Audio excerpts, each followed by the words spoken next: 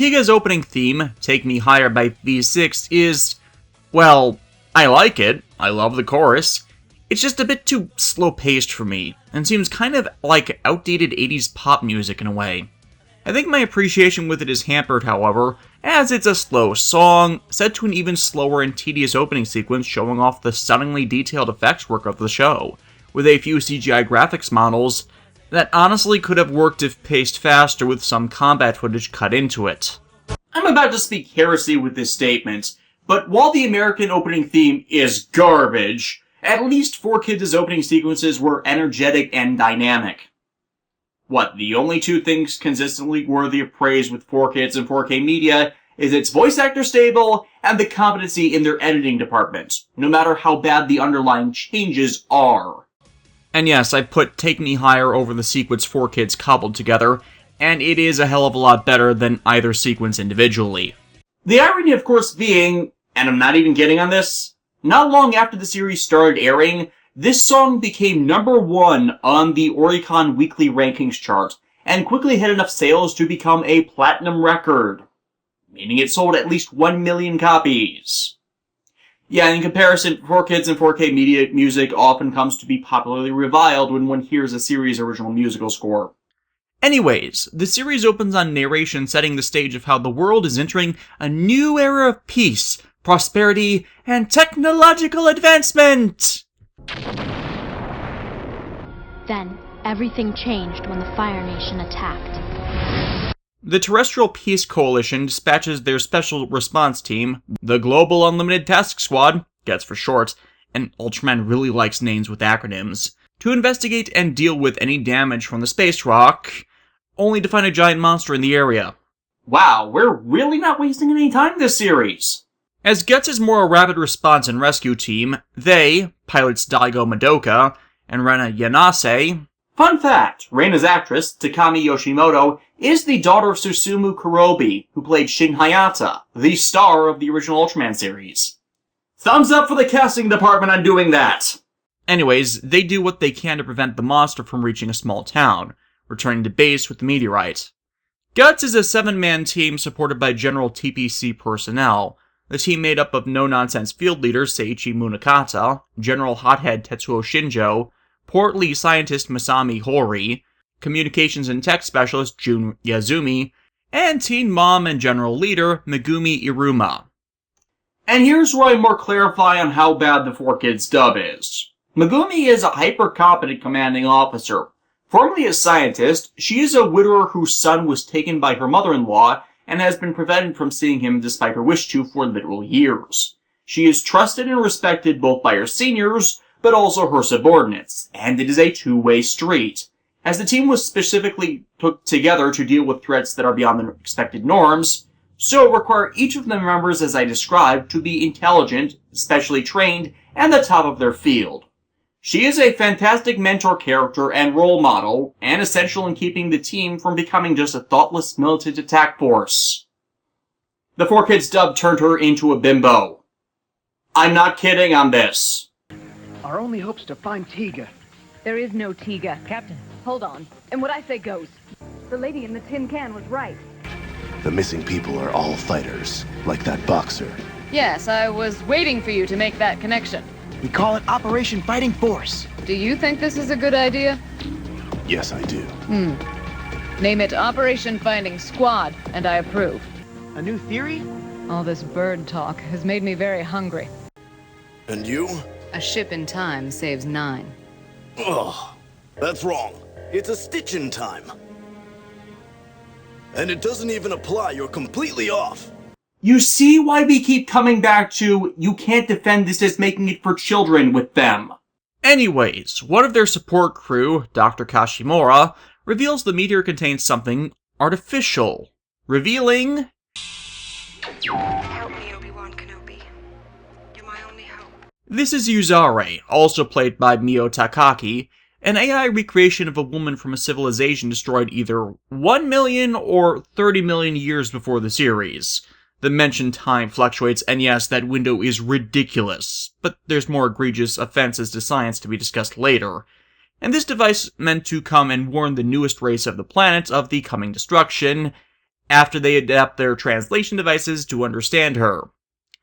Fortunately, this isn't of the sealed evil variety, but a cycle of predestined destruction that can be prevented if humanity bands together, and Yuzari can point them at something that can help. An entity they can call from his home nebula, using a Pyramid of Light.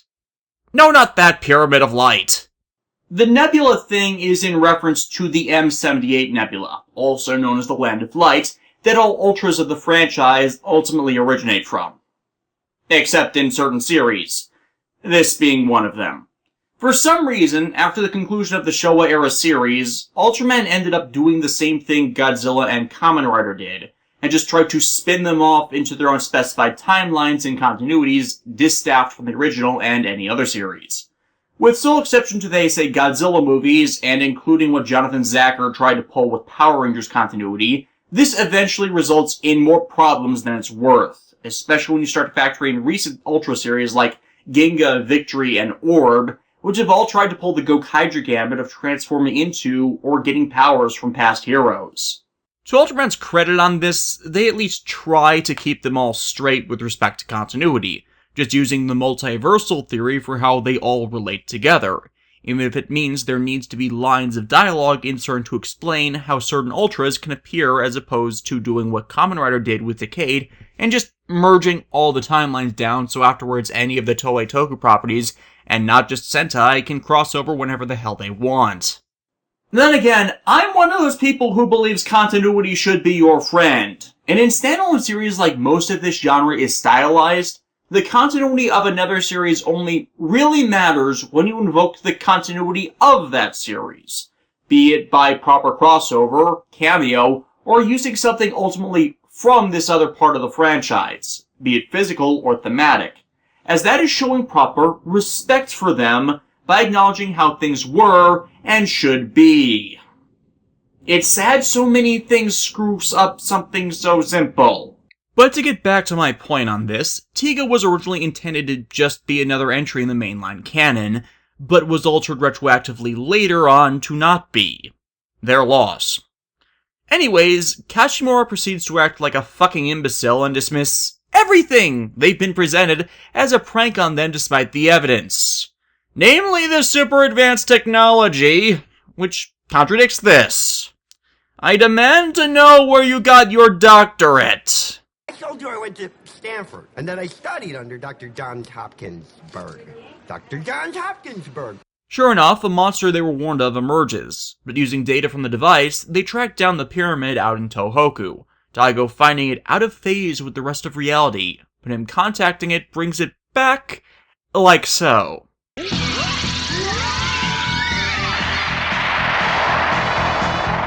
Why Daigo? Well, it's eventually revealed in the series that he is a descendant of this ancient race. And thus he has a special connection to their artifacts, and can awaken their ancient protectors, Stone Titans. And on that day, mankind received a grim reminder. We lived in worship of the Titans, and were disgraced to seal them in cages we called pyramids. Wait. Unfortunately, they don't know how to awaken them, and as the monsters, Golza and Melba, proceed to destroy the pyramid and two of the giants, Daigo tries to take his fighter, the Gutswing 1, and fight them, only to be shot down. However, this show of courage in the face of impossible odds leads to him resonating with the statue of the last Titan, and fuses it, becoming...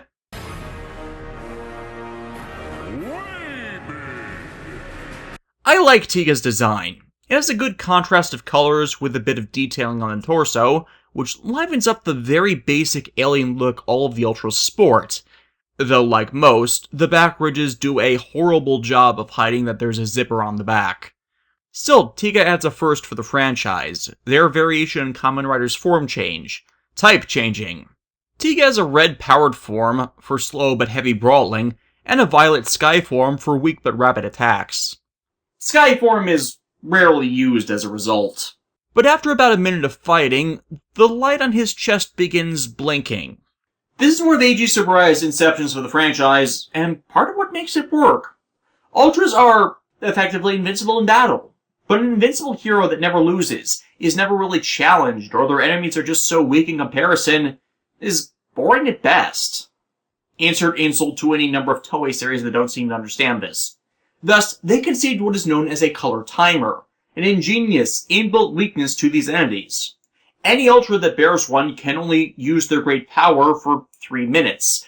I've been told it can be as high as 5, before needing to leave the battle and recharge or return to a low power usage form, or they die. They're recharged by solar radiation and can act indefinitely in high light regions, but in the depths of space or in planetary atmosphere, the ability to gain power from such light is severely hampered down to this time limit, and when used correctly can result in some fantastic drama, while from a budget standpoint, putting a restriction on how long they can choreograph a battle ultimately saves them costs. Anyways, while Golza escapes, Tiga manages to fell the flyer of the pair before returning to human form and rejoining his teammates. More monsters are shown awakening underground as the team is debriefed, plans made to convert them from a rescue team into a counter-kaiju and extraterrestrial force, because they have the technology to do so, despite Kashimura once more being amazingly asinine about such a threat. I am so glad they did not stick around, as such ignorance in the face of fact is not befitting anyone that considers themselves a scientist. They also try to get more out of Yuzare, but she only ends up responding to Daigo. No, you fool! It will only end with your love interest becoming the devil out of grief! What, Daigo's surname is Madoka. That response is kind of ingrained at this point.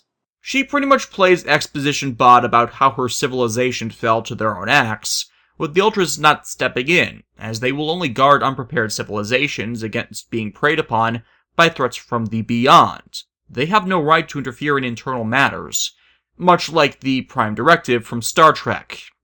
Only with more compassion written into it. But will be later shown that's a lie. Not the doctrine, how it's applied. Apparently, if you reject their help while being drugged by a third party or suffering from such as withdrawal, thus unable to properly act of their own free will in a right frame of mind, then they won't do anything.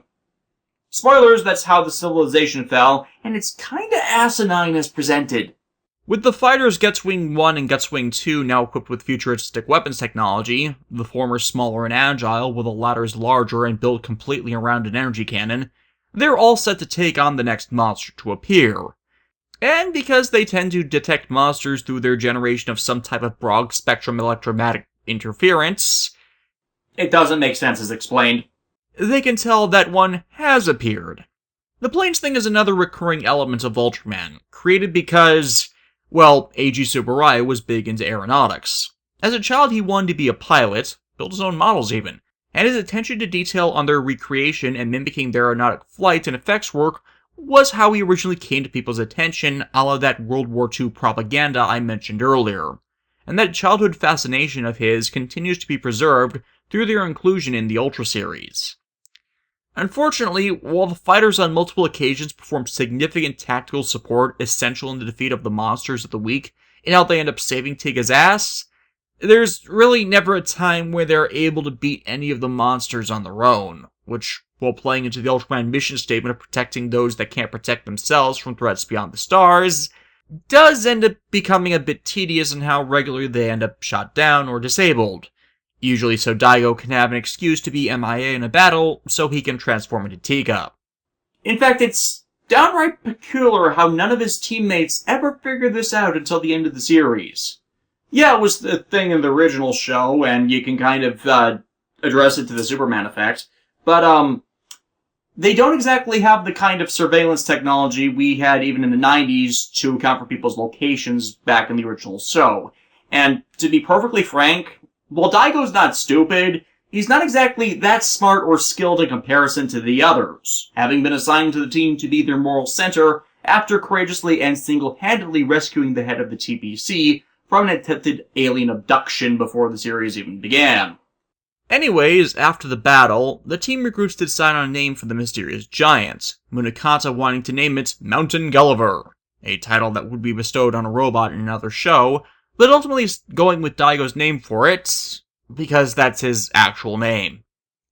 Tiga starts pretty strongly with its mythos and laying out the origin and setting, but there's not a lot of character depth since, well, there are a lot of series regulars, and they're not all given the opportunity to showcase themselves.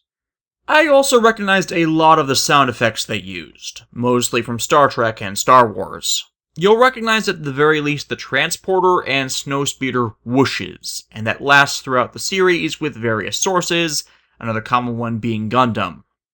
Still, I've seen worse, and it didn't make me outright hate anyone that need to be fixed later. Unfortunately, here's where we get to one of my bigger issues with Tiga, and a contributor to why I'm not a regular fan of the Ultra series as a whole. The rest of the series is filler episodes. Oh, sure, there are recurring villains that pop up, at best twice more, but for the most part, it's a long string of standalone episodes that bear no lasting impact on the series aside from the periodic addition of new vehicles or equipment to their arsenal, that if you missed their introduction could easily be mistaken as them always having been there. There is no story arc, and it's not just Tiga, but unfortunately one of the core elements of the Ultra series, for, as mentioned, it was originally intended to be a show more like The Twilight Zone and host a series of monster-related anthology stories. Most of Toei's Tokusatsu properties in comparison tend to have thematically tying villains or similarly general threats that group together, providing a context to the plots of the week that this is an ongoing conflict, with it just being the latest of their schemes for conquest, and the specified general amongst their number coming to define an arc or modus operandi for said villains with a defined beginning, middle, and end, which help break up the monotony. But that's not the case here. With Tiga, however, I think it is a consequence of the sheer number of writers Tiga had on it. For several of the writers who contributed multiple episodes, Konaka, Masakazu Mikita, and Keiichi Hasegawa, did have prior threats return for sequel episodes to build a very loose canon for the show, with Konaka's trying to address the ancient civilization and the evolution of the threat, Daigo's existence as Tiga, and also the relationship he eventually develops with Reina, that sadly feels completely narratively unjustified due to the lack of time spent going from teammates to eventual lovers. Spoilers. But otherwise, without a story arc, much of the series tends to just blur together. Granted, for the first of these that isn't the case, as the world is still being fleshed out and getting used to having a giant titan defending them from giant beasts. Megumi going on network television to try and allay people's fears towards Tiga, and their belief in him being an ally. At least until the host becomes possessed. There is no Dana, only soul. While Guts gets on the case, unfortunately Megumi's superiors, TPC leader Inspector General Sawai, and Military Police Director General Toshioka, showcase a more warred opinion over what is seen as blind trust towards Tiga. Yoshioka characterized as more of a warmongering figure, with a dislike for Megumi as he doesn't feel civilian types can do what is necessary during an active conflict. While it's easy to hate him, his point of view isn't completely out of line, and he does come to showcase some begrudging respect for the group and Sawai's organization of them. So don't take statements phrased here as sexist to mean he actually is sexist to Megumi. Because frankly, this event was meant to legitimately clear the air concerning her. Megumi was one of the first female commanding officers for one of these units in the Ultra franchise. And yeah, while they could have left it a non-issue, addressing it at the very least led to showcasing her competence. Such as when the force that possessed the host comes back with their main herald, confronting her in her office, which she then proceeds to get all his ramblings on tape.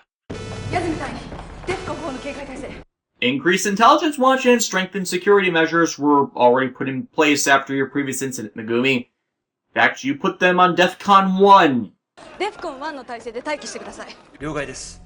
Which means all forces are to be at maximum readiness because the breakout of war is imminent at DEFCON 1. This is standard across the board, except for some reason in the works of fiction. Thus, you effectively told them to go back to sleep after telling them their house is on fire. Yeah, I kind of see why your competency was called into question. Speaking of fire, this prophet has foretold the emergence of firestorm attacks, and they begin happening with no cited cause.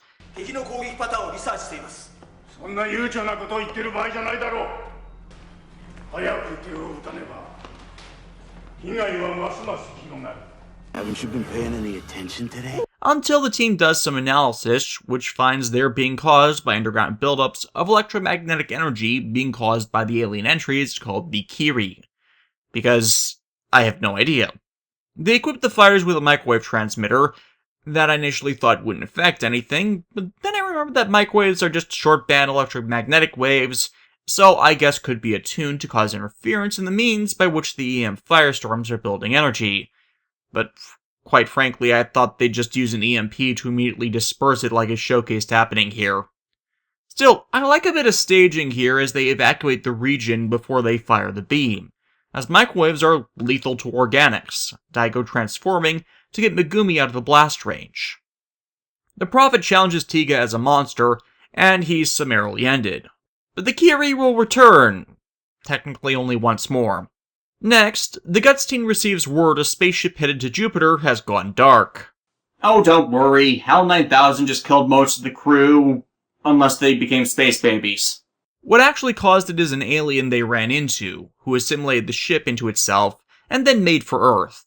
It begins attempting to drain the power from all sorts of facilities, its pattern of attack, and the former crew members briefly appearing to their families as apparitions, cluing them into the creature using their memories, specifically the ones of a doctor named Izaki, for its schemes. However, the use of their minds eventually proves to be its own undoing, as once the Guts team learns the crew are in there, they manage to reawaken them and allow them to fight from the inside, taking its vast power for themselves.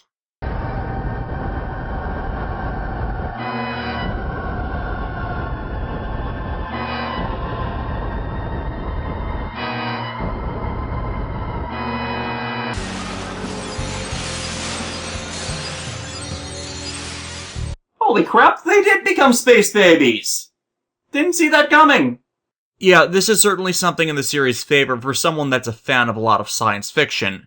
There's references to this stuff just all over the place. Some, in fact, syncing up to series that hadn't even been made yet. As Munakata winds down from work with milk at a bar, he is approached by a reporter wanting to shadow him, only for a monster to appear before he can. This ties into the episode for two reasons. It's mostly from Munakata's perspective to get an idea of him as the field team leader, and insight into his character, and also because the episode is stuffed just full of inappropriate media segues that interfere with relation of the plot, when it could have just been the reporter's perspective on events, which consists of Guts trying to first deal with what they think is a monster corpse, but actually happens to be a zombie monster, its bloated flesh preventing any of their attacks from actually doing anything, and using a high-frequency cannon to force its putrefacted flesh to fall free, only results in explosives they previously punched into its flesh to cause collateral damage. However, from this they learn its weakness is fire, though since it's a zombie and is releasing massive amounts of methane, fire should probably have been option 1.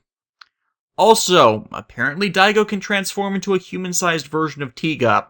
Don't know if he can operate for longer at that size, but considering Ultra 7 took full human form, it's not inconsistent with prior Ultra powers. Episode 6 is in turn focused on Hori, as several of the TPC science— Wait a second, I know her! Dr. Kubota, Nichide reaction! Considering Mega Ranger will premiere about 5 months later, I really should not be surprised at this. Anyways, these TPC scientists are devoured by a thundercloud which then petrifies into a cocoon. Hori is the focus mainly as he's the one whose quick thinking and skill with science gets them details on the phenomena, while also confirming everyone's dead because of it, and this incident leading to him communicating with the monster that forms for the cocoon, and while there's an appreciation to trying a non-violent solution, it's one that's not really an option. However, its death releases spores that form into children, meaning, yeah, this is a setup for a sequel. In space, a metallic object approaches a triangular knockoff of Deep Space Nine, the danger of it necessitating they blow it up with the Valkyrie Cannon!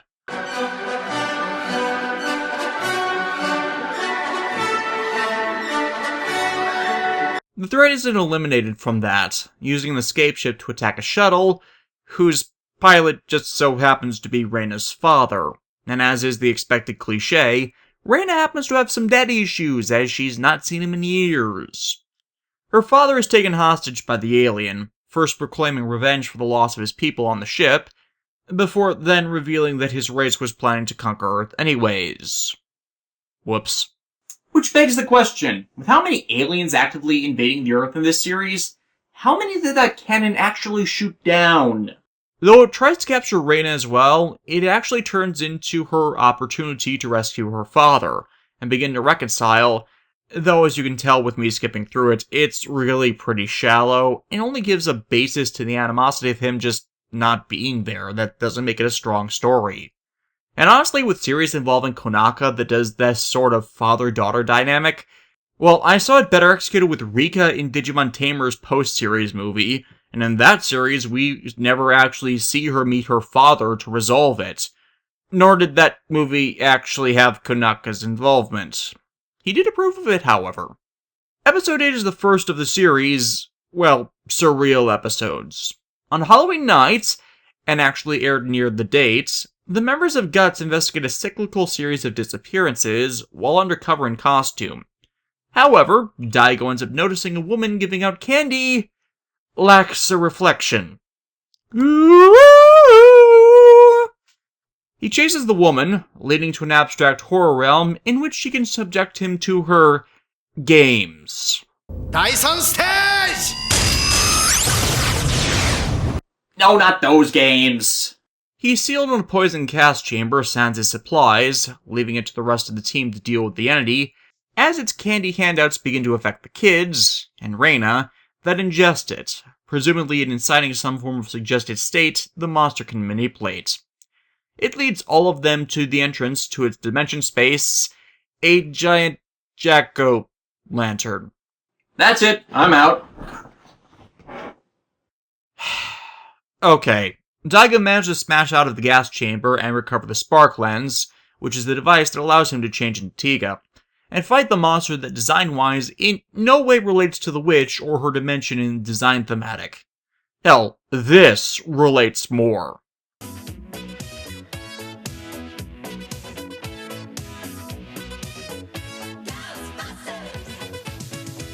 If it doesn't seem that surreal, well, it's more in relation to the imagery, not so much the story. Next, a metal capsule is uncovered at a dig site. When Guts is called in to potentially take it in, a woman's flute playing causes it to react. As she collapses, she too is brought in, as the signal from it summons a monster from the depths of space. The monster has even higher than expected defenses due to the shell it employs, choosing to periodically hibernate. As the episode comes to reveal, however, the monster is actually a guardian beast for the woman's alien civilization, the capsule being an emergency homing device to the woman's ship that crashed decades ago, and she has been waiting for rescue. This is uncovered when Daigo recognizes the woman as being someone he met when he was far younger. Once all of that is cleared up, the pair are allowed to leave in peace. I like this episode, and it's one of the general pros to Ultraman, despite my words earlier. As not all of the monsters are aligned to a malevolent faction, it's easier to write tales involving benign or non-hostile ones that ultimately leave in peace. Thing is, it takes a while for the woman to even tell them that's what's going on, so she comes off as kind of a jerk despite how long she's had to integrate, and this just delaying her chance to leave. After this, Shinjo takes his sister, Mayumi, to an amusement park on their day off. She works in the TPC's medical division after Shinjo helped her get the job, so ends up being a recurring character, but one with little to no impact due to how little she appears. They have a pretty standard sibling relationship, more at the stage where the two are growing apart despite their proximity, and also due to Mayumi recently having gotten engaged to a man who makes his living as a racer. They, however, end up victims of the Monster of the Week, who emerges from underground and creates an EM barrier preventing any of the patrons' escape.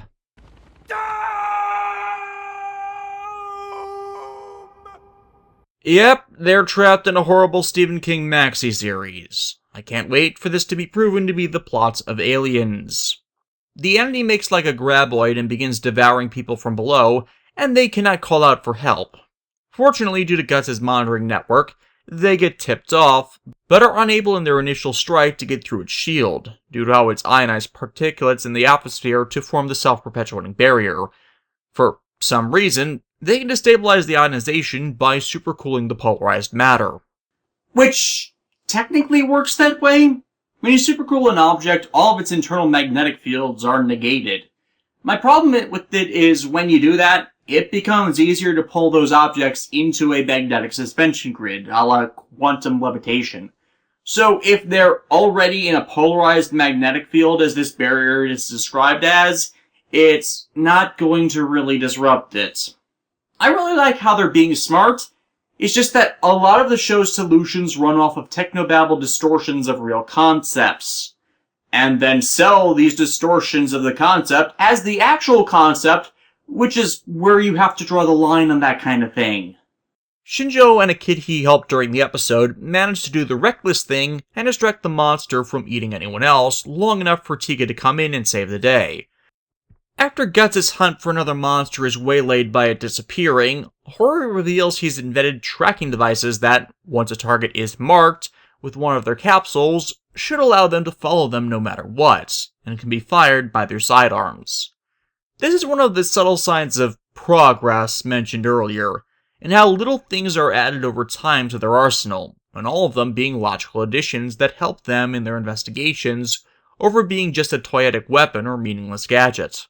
While there's nothing wrong with toyetic items as long as the show finds a use for them, I will admit to them in recent years getting ridiculous as production costs have skyrocketed while show ratings have dropped like a stone, making their inclusion more and more interrupt any attempt to tell a worthwhile story due to them interfering with the creation or direction of the narrative. That or such devices are afterthoughts, so end up not properly integrated into the narrative, so end up detracting from it anyways. It's a damned if you do, damned if you don't kind of thing if you're not writing their integration properly. It can't overshadow the story you're trying to tell, but it can't be superfluous either. In the course of the next search, Hori encounters an old scientist friend that works at the TPC's companion organization, the Stellar Development Department. This ties into the episode, as the man, Ryosuke Sanada, has been having incidents the last 3 months. Said incidents being him turning into the monster that Guts have been having trouble engaging.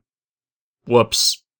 This has been caused due to the cells of an extraterrestrial the SDD had found and begun researching, as its cells perpetuate a form of rapid evolution in those that host the cells, pretty much amalgamating the ideas behind the thing from another world and the genus from the Evolution series.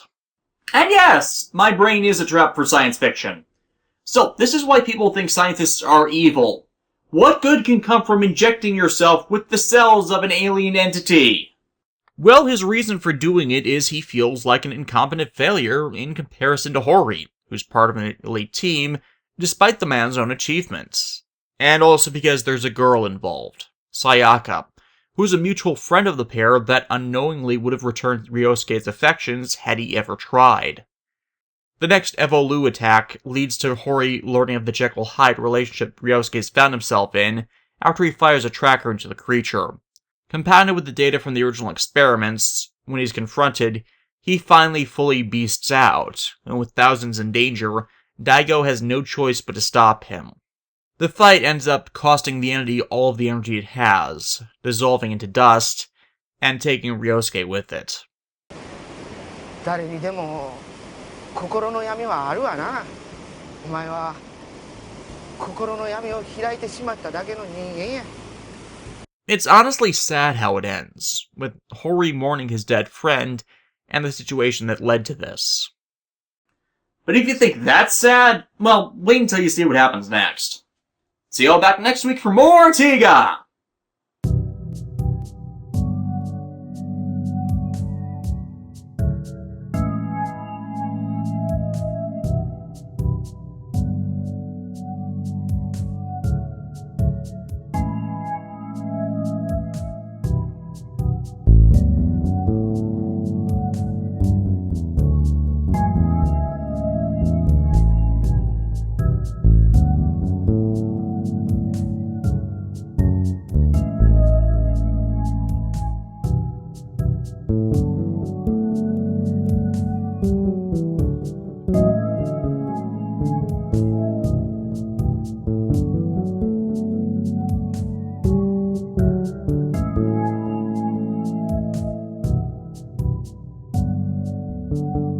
you.